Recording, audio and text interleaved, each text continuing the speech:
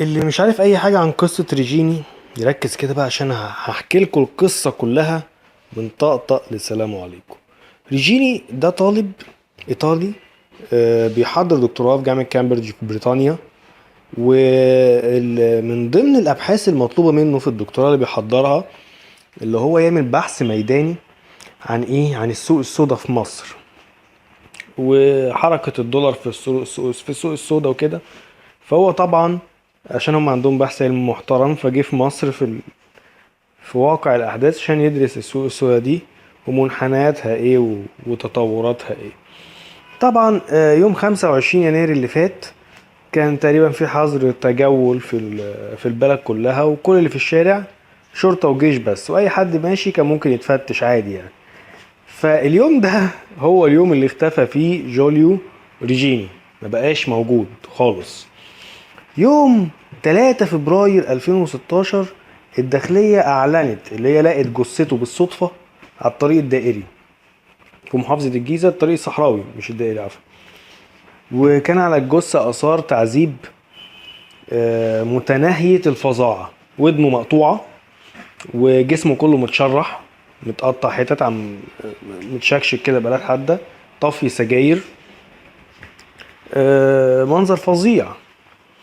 يوم 4 فبراير 2016 طلع لواء اسمه علاء عزمي، ده مدير إدارة مباحث الجيزة، قال التحريات الأولية من الموضوع بتقول ده حادث سير.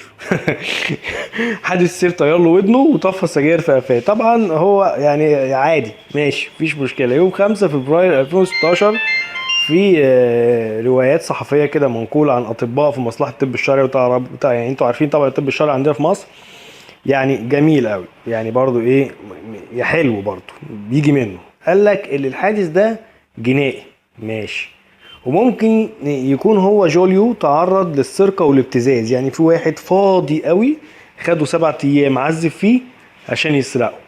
طب سرق منه ايه؟ هنعرف بقى. هنعرف اللي جاي يتسرق ايه. طب الجارديان طبعا خدت الروايتين دول نشرتها وشككت فيهم كعمل صحفي عادي خالص. يوم 6 فبراير 2016 في اول اتهام دولي صريح من نيويورك تايمز الامريكيه، وقالت ان علامات التعذيب دي شبه نمط علامات التعذيب اللي بيوجهها النظام المصري ضد معارضيه.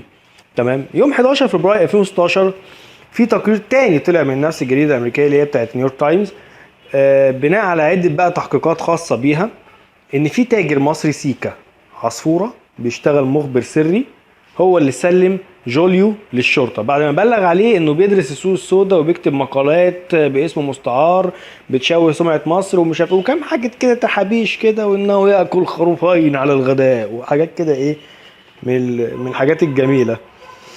طبعا الجريدة قالت ان مصر فيها شبكة مخبرين حلوة. لا انا مباحث هدفها توقع اي حد كده عليه اي جدلية او اي حاجة مش مفهوم.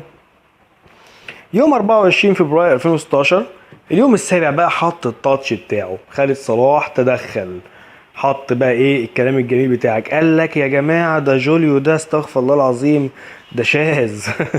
ده الواد جوليو الايطالي ده شاذ يا عم، وكان قاعد في وسط البلد وشغل عمارة يعقوبيان ده ومات عادي، يعني ما انتوا عارفين الشواذ بيتقتلوا عادي ودمهم حلال وبتاع وعادي يعني خالص. طبعا الكلام ده يليق بشخصية خالد صلاح، لانه هو خالد صلاح تحس اللي هو ايه، تحس اللي هو برضو ايه لايق عليه الموضوع. فما تعرفش عندنا بعد الموضوع ده لما خالص بقى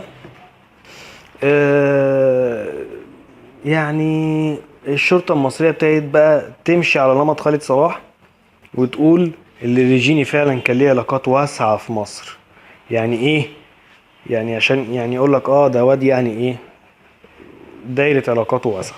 1 مارس بقى 2016 الحكومة الإيطالية دخلت في الخط وابتدت تحقق مع الحكومة المصرية، وتسربت نتيجة كشوفات الطب الشرعي ان ريجيني اتعذب 7 ايام كل يوم من 10 ل 14 ساعة.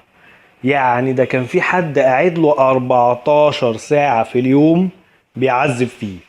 شغل احترافي، شغل تحس اللي هو يعني استغفر الله العظيم شغل حكومي، يعني حاجة يعني غريبة.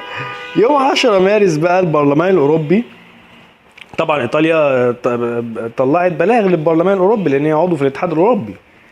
10 مارس 2016 البرلمان الاوروبي طلع اقتراح لقرار يدين تعذيب وقتل ريجيني مع اضافه انتهاكات اخرى لحقوق الانسان من النظام المصري زي الاختفاء القسري والتعذيب بالسجون والاعتقال بدون وجه حق، والقرار اتوافق عليه باغلبيه الاعضاء كلهم.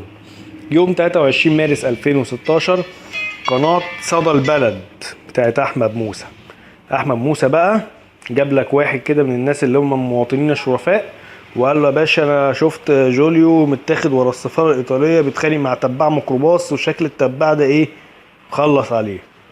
بس كده. طبعا الداخليه طلعت كدبت الفيديو ده وقالت ده اي كلام في اي اتجاه، يعني هم عارفين ان احمد موسى ساعات بيأفور، فقالوا الموضوع اكبر من احمد موسى بكتير. احمد موسى ده يشتغل على الجواميس اللي في مصر لكن بره مفيش جواميس. طيب يوم 24 مارس 2016 مصر توصلت للقاتل الحقيقي لجوليو ريجيني اللي قعد يعذب فيه 7 ايام 14 ساعه في اليوم عشان يسرق منه بطاقته وباسبوره ونص قرش حشيش.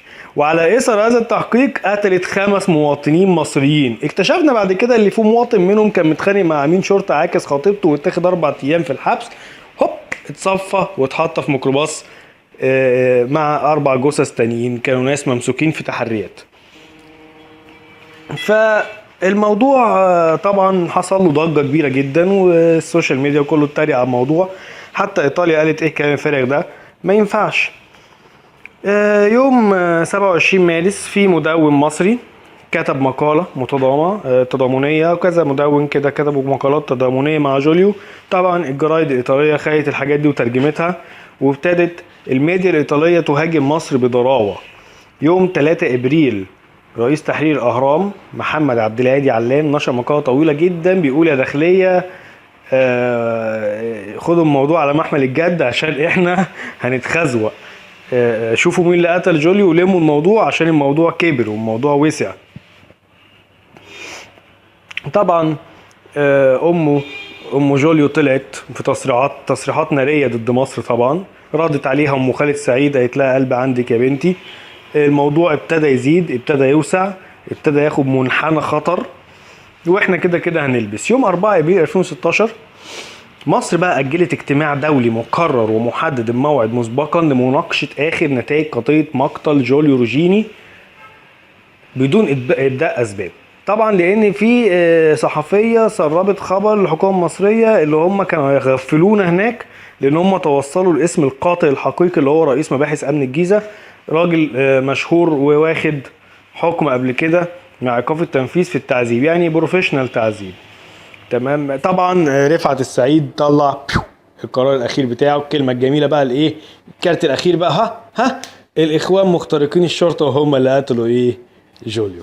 فده باختصار موضوع جوليو روجيني كله اللي يعني اخرته هيتقطع العلاقات الدبلوماسيه بيننا وبين ايطاليا وهيتفرض علينا عقوبات من الاتحاد الاوروبي والاقتصاد بتاعنا هيتفشخ والدولار هيزيد وهيطلع ميتين امنا كلنا عشان الداخليه بتاعتنا ما عرفتش تميز ما بين المواطن المصري الرخيص والمواطن الايطالي الغالي.